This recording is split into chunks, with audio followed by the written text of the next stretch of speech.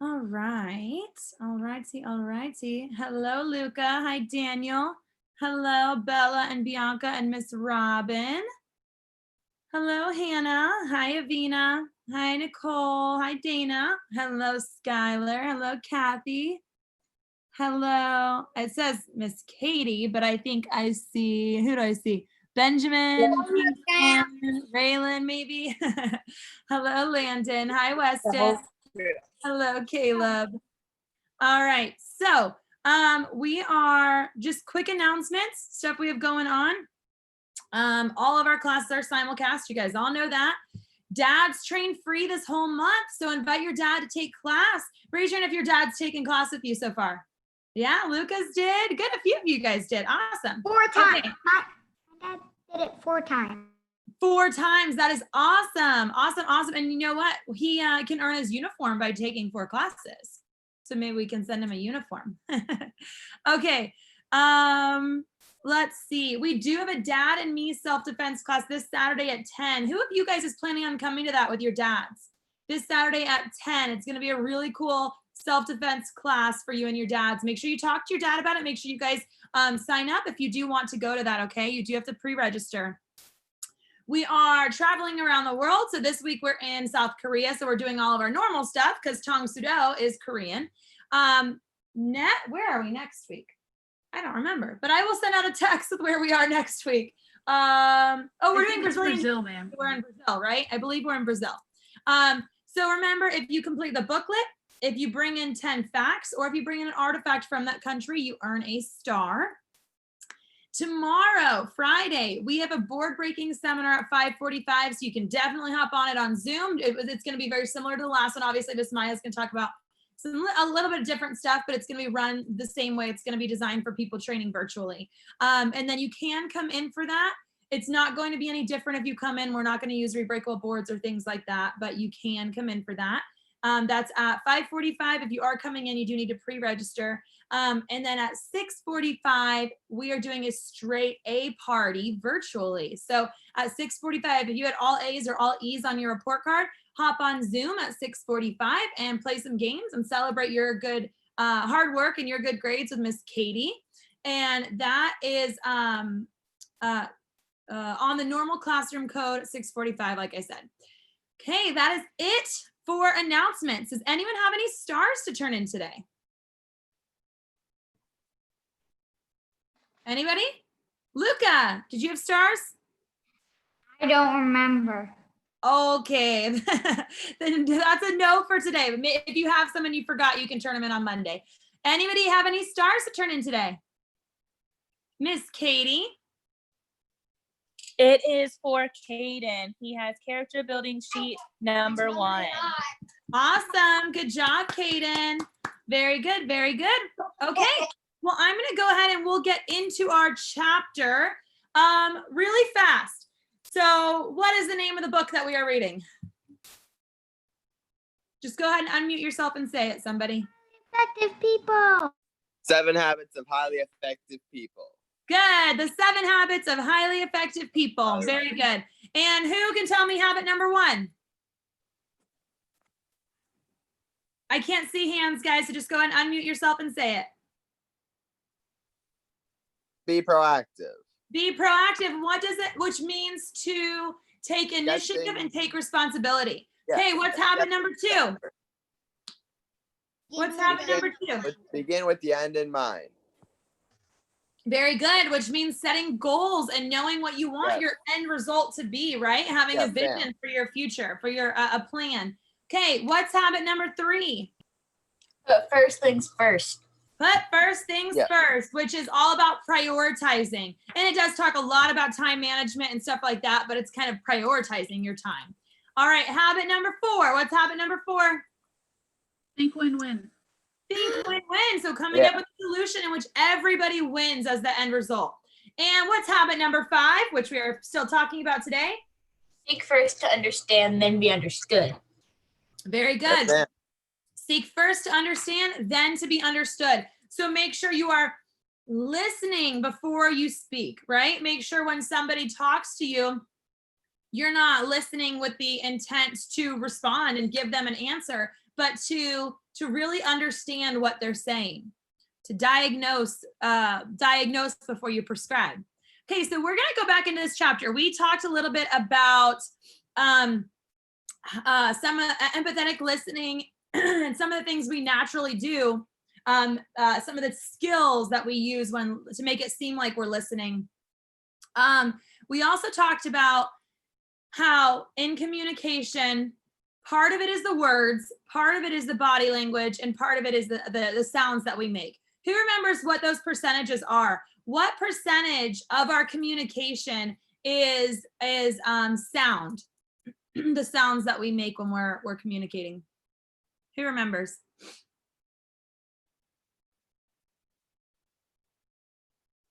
Anybody? All right, I'll show this again. So 10% of our communication is the words we use, 30% is the sounds, and 60% is our body language, okay? All right, so now this is new. We haven't talked about this part. There are 4 main ways where we respond when communicating, when you're listening. The first is that we evaluate. So we decide when someone's telling us something, a lot of times we evaluate it. So we determine if we agree with them or we disagree, right? Who's ever had that? Somebody's telling you something that happened to them or what they think they're going to do. I have this problem. This is what I think I'm going to do. And I do this one a lot is you evaluate. And so what I do is I say, I would do this, or I think you should do this, or you might have this result might be better if you do this. We evaluate, we see if we agree or we disagree with what they're saying. The next one is we probe. So with probing, this is one, again, I do this a lot with my kids. This is a really common. Parents with their children, a lot of times we probe, and instead of letting them kind of freely express themselves to us, we guide what they're going to say, how they're going to communicate with us. So this is where we ask questions from our own frame of reference. So if Tegan said something the other day about how she was feeling about something, and now I had just read this chapter and prepped this PowerPoint, so I just thought about this, right? So my immediate response, I wanted to say, well, what happened? Why do you think that? Don't you think this? Do you think this? Do you, and I wanted to ask these questions leading it. And instead I tried to kind of just listen to what she was saying and let her express what part of that she wanted to say to me. A lot of times we guide people into forming a different opinion or perspective when we probe too much. You see that a lot with adults, with kids.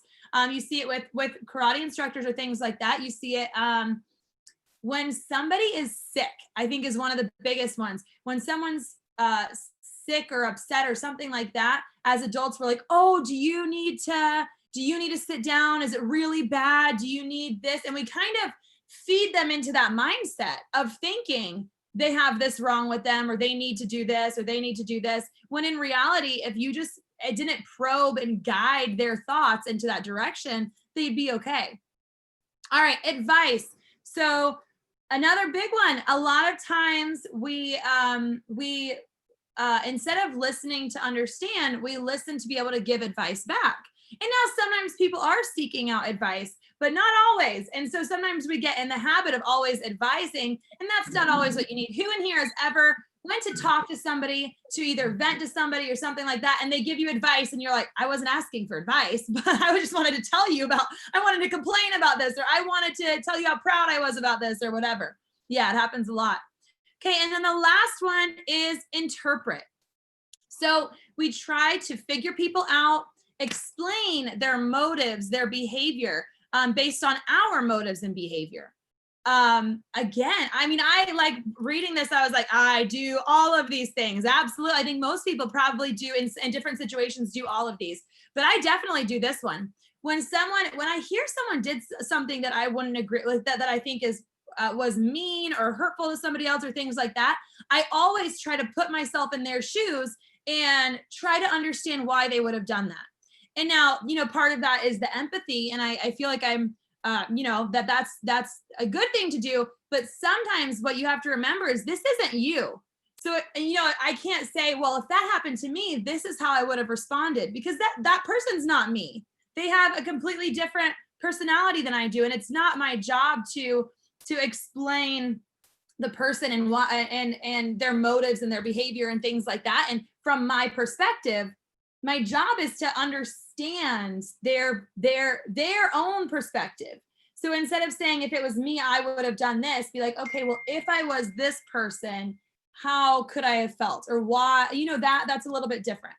Okay, anyone want to share anything about these? I saw some hands go up. Do you guys, anyone want to share anything about any of these? Maybe is there one that you catch yourself doing a lot, or something like that you've seen a lot? No? All right, then we'll go on to the next slide. Okay, so I'm gonna read this story from this chat. Look at all my sticky notes in this chat. You should see all the notes that I have in here as I was reading this. He talked about that in the beginning of this book. He said, I want you to read this book. Who remembers that? I want you to read this book with the intent of teaching it to somebody else. Who remembers us talking about that in the beginning? And this is, when doing these mat chats, I love it because that's exactly what I do. Instead of reading this book just for my own personal use, I'm reading it with the intent to teach it. So instead of just remembering the things that pertain to me, I'm writing down and taking notes on all aspects of it because I think it relates to everybody a little differently. And so it's been really good. Like if you look at any of the pages in here, I have all these little penciled handwritten notes, and now I have these sticky notes on different pages and all kinds of stuff like that. It definitely changes the way you read it if you know you're going to share it with somebody else. Okay, so I'm going to go ahead and read this story, and he has the same situation listed 2 times. So I'm going to read it once, and then we'll talk about it a little bit, and then we'll read the second one. All right, so this is a son talking to his father. I think it's like a teenage son. He's like, boy, Dad, I've had it. School is for the birds. What's the matter, son? Now, what is he doing there? Who remembers of those 4 things that I said, which one is he doing? Kathy? I would say probing. Yeah, he's probing. Very good. Okay, so son says, it's totally impractical. I don't get a thing out of it. And Dad says, well, you just can't see the benefits yet, son. I felt the same way when I was your age. I remember thinking what a waste of time some classes were. But those classes turned out to be the most helpful to me later on. Just hang in there, give it some time. So now he's advising. I've given it 10 years of my life. Can you tell me what good X plus Y is going to be to me as an auto mechanic? An auto mechanic? You've got to be kidding. So now the dad's evaluating. No, I'm not. Look at Joe. He's quit school. He's working on cars and he's making lots of money. Now that's practical. It may look that way now, but several years down the road, Joe's going to wish he stayed in school. You don't want to be an auto mechanic. You need an education to prepare you for something better than that. Now he's advising again. I don't know. Joe's got a pretty good setup. Look, son, have you really tried? Now he's probing and he's evaluating. I've been in high school 2 years now. Sure, I've tried. It's just a waste. That's a highly respected school, son. Give them a little credit. He's advising and evaluating. Well, the other guys feel the same way I do. Do you realize how many sacrifices your mother and I have made to get you where you are? You can't quit when you've come this far. He's evaluating again. All right, where was I? I know you've sacrificed, Dad, but it's just not worth it. Look, maybe if you'd spend more time doing your homework and less time in front of the TV, so he's advising and evaluating. Look, Dad, it's just no good. Oh, never mind. I don't want to talk about it anyways.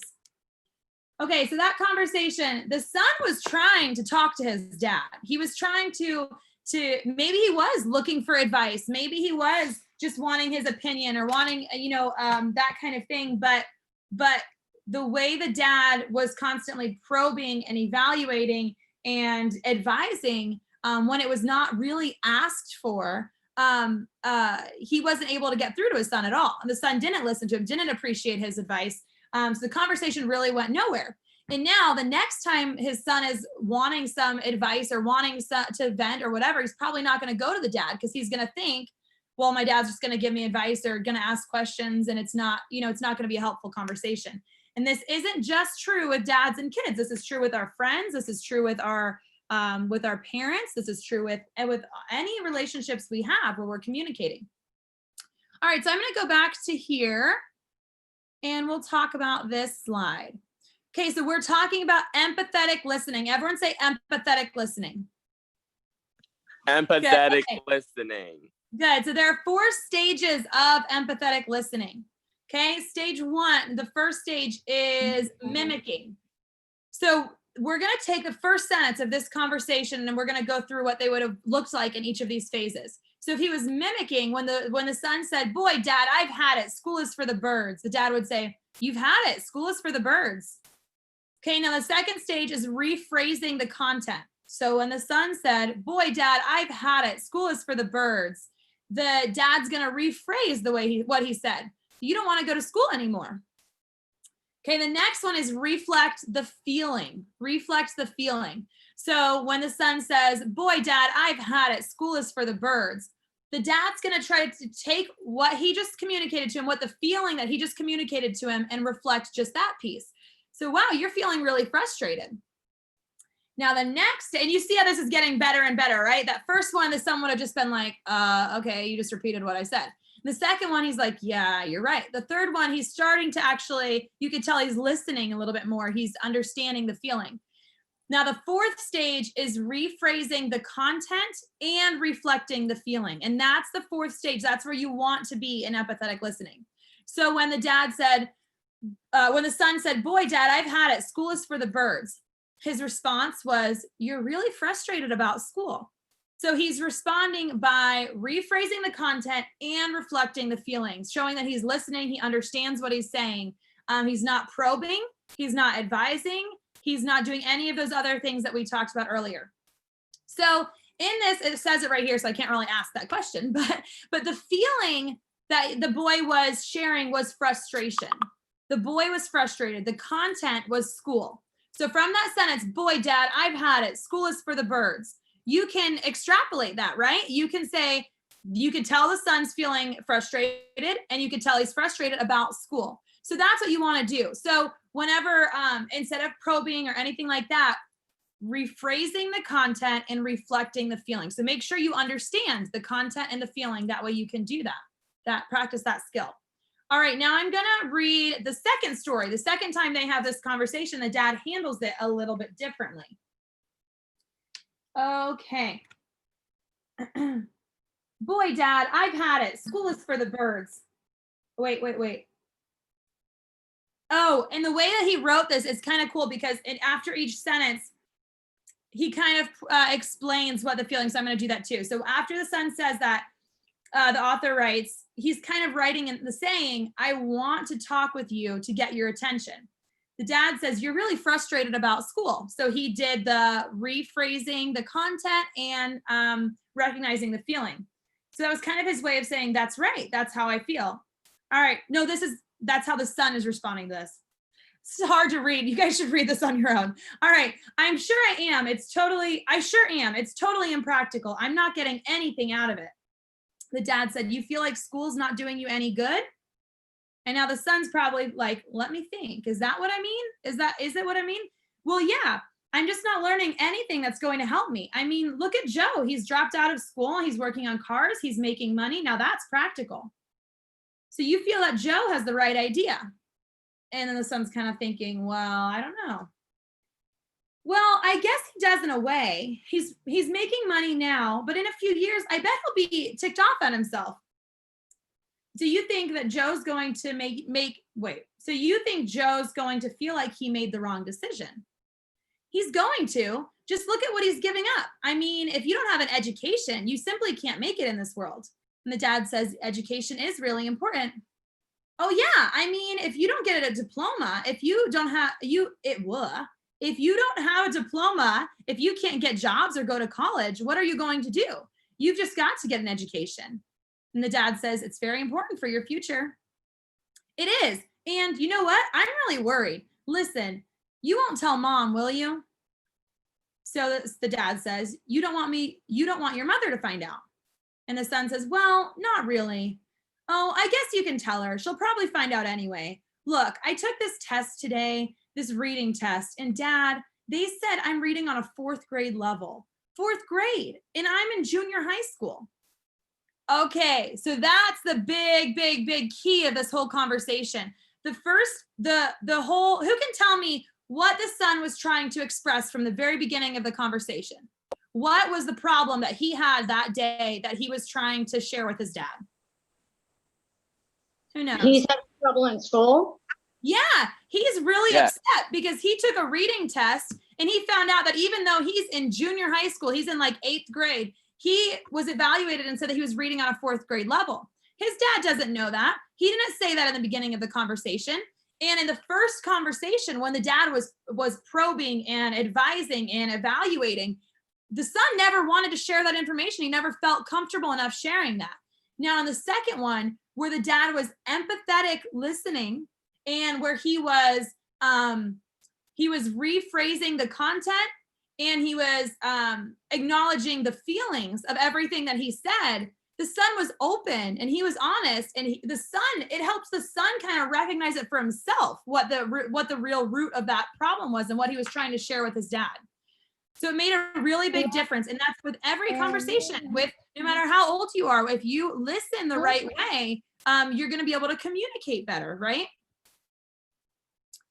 Okay, so this is your homework assignment for over the weekend. So an opportunity for you guys to earn stars and an opportunity for you to kind of work on your empathetic listening.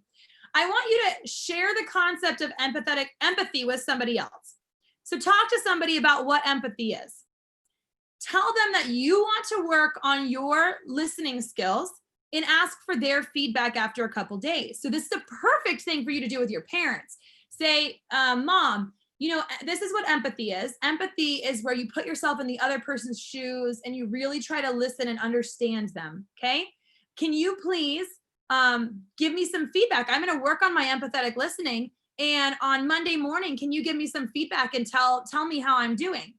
And then Monday morning, talk to them. Over the weekend, spend that time really working. Every time you're having a conversation with your mom or your dad or your brother or your sister or your friends, you're empathetic listening. Now on Monday morning, talk to your mom or whoever you talk to about this and get their advice. And they might tell you, I saw you really listening, really understanding their perspective. Or they might say, I saw a lot of times where you jumped to conclusions or you weren't really listening from their perspective. So this is a really good activity for anyone to do. So this is what I'm going to do. So pick somebody, tell them about empathy, and ask them to kind of evaluate you. Does anyone have any questions about how to do that? No? Okay, if you do, just let me know. All right, I did want to share this too. We're actually almost done with this chapter. So the early Greeks had a magnificent philosophy, which is embodied in 3 sequential arranged words. So basically, they had this idea, and these are the Greek words, ethos, pathos, and logos. Where ethos means your personal credibility, pathos means the empathetic side, the feeling, and logos means the logic, the reasoning. Now, they're arranged in order. So basically, they're saying, like, in communication and things like that, your character, your relationships, and then your logic are the way you should be kind of prioritizing your communication skills. So number 1, when you're communicating with other people, your character is the most important thing, right? You're being empathetic, you're being understanding, you're being kind, you're being considerate, you're being respectful. Who would agree that's probably the most important thing in communication? If somebody tries to talk to you and every time they talk to you, you're rude, you're interrupting, you don't care what they're saying, do you think they're going to want to continue to communicate with you? Thumbs up or thumbs down? Thumbs down. And that's your character. So raise your hand if you think your character is probably the number 1 most important thing in communication, in understanding. Good. Okay. The next one is your relationships. So in order to communicate well, you have to have a strong relationship. We talked about that emotional bank account, right? You have to make sure you're making deposits, and they like that conversation with the boy and his dad. If every time he tried to talk to his dad, it went the way the first conversation went, he's not going to come to his dad the next time he needs to talk to him about something, right? Now, if every time he talked to him, it went the way the second one does, and there was one time where he tried to communicate with his dad and his dad was busy and just kind of brushed it off, it's going to be a little bit different. So building that relationship, having a strong relationship with a high emotional bank account is going to improve your communication. And then last, between the three of those, the last one is your logic, where that's where you're advising or, giving feedback or things like that, where you're rationalizing stuff or you're evaluating those kinds of things. Okay. Another thing that's important to remember here is we talked about the circle of influence. Who remembers us talking about the circle of influence? In the circle of influence, basically, there's all these different things in the world that we cannot control, that we cannot influence, right? And then there's a circle right here in the middle with anything you can control, that you have control over. So remember that if you want to be influential, if you want to be able to give advice, if you want to be able to evaluate, if you want for people to seek out your perspective, to understand you, then you need to make sure that you really listen. You have to focus on the area, the circle of influence is what you have. That's your ability to listen to them, your ability to understand them. And then when you focus on that piece, that circle of influence grows and you become influential. So you seek first to understand, you focus on understanding others. And as a result, you're going to be understood. People are going to understand you more. So when would that be, any of this? Is that the last one? Yeah. Okay, so when would this be, who can tell me a situation where empathetic listening or this exactly right here, focusing on that circle of influence, where you really focus on you understanding other people, and then they end up understanding you. When would that be important? Who can give me an example of a situation where that would be beneficial? Weston. Okay, so let's say you're at a prep rally at your school and a really good influencer is there. If you take the time and actually put your mind into it and actually listen for yourself, you could benefit from that. Like, they could be saying something inspiring and you could get inspired and benefit from that to actually do it. Very good. Yeah. So basically, what I'm asking, if it was kind of, because I asked it in a kind of confusing way, I was not communicating it very well. Basically, when would it be important for you to understand somebody first and then for you to be understood? And a pep rally is a good example. If somebody is putting on a pep rally, and let's say I did, and when I was in high school, my leadership class ran a pep rally. And if we had ran that pep rally with us in mind, with gearing it towards what we would want, how we would learn, how we would be pumped up, we wouldn't be influential. But instead, if you focus on the group, if you understand why they need to get excited or what they need to be motivated, then you're going to be able to influence them. Okay, who has another example of when this is important? Miss Kathy? Well, I would say as a teacher, Oh yeah. a lot of times, my students, obviously I teach math, I explain that, but a lot of times my students will ask me things outside of the classroom. So it's important for me to have a good knowledge about things that are going on in the world, because my students don't always have a full picture of, sometimes world events. So, the protests would be a good example. It would be really important for me to really listen and get a full understanding of what's going on with them so that I could give a good perspective and explain that to my students to make them better and well-informed citizens. Very good. That's a good one. Yeah, it's very true. You see a lot of, with the whole quarantine thing, there was a lot going around because teachers are such a strong part of kids' lives. And sometimes that's the person they have who talks about big events that are going on. I remember 9/11.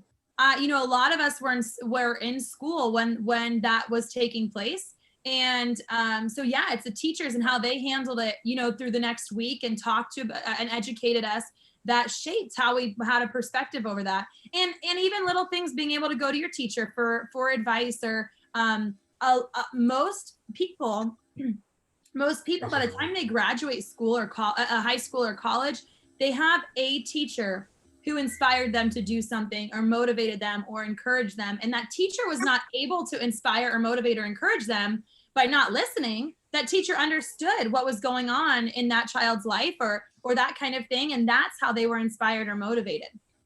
Okay, another really big one that I want to talk about is this is really important with your parents.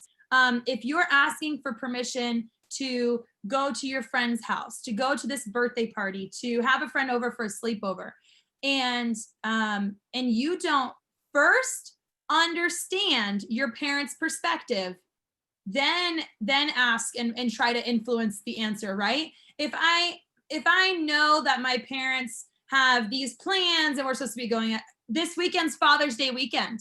If I ask to go have a sleepover Saturday night and to hang out with my friend Sarah all day on Sunday and not be home, if I don't first understand where my parents' perspective, oh, my dad probably wants me home because it's Father's Day and I should be spending that day with him, right? So you have to understand first before you would go to the step of asking for permission.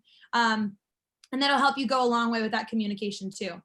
Okay, I think that is it for today. Today is Miranda's birthday. So where is Miranda? Is she on here? Where's Miranda? Is she on here? No? Okay. Well, happy birthday, Miranda. If you are on here, I hope you have an amazing day. Happy birthday, Miranda. All right, guys. We're going to Happy go ahead. birthday. Sloan, is she by you? Perfect. Hi, Miranda. Okay, guys, let's go ahead and unmute ourselves and we'll sing happy birthday to Miranda. Go ahead, unmute yourself. Quick, quick, quick. And one. Unmute yourselves. Unmute yourselves. 1, 2, 3. Happy birthday to you. Happy birthday.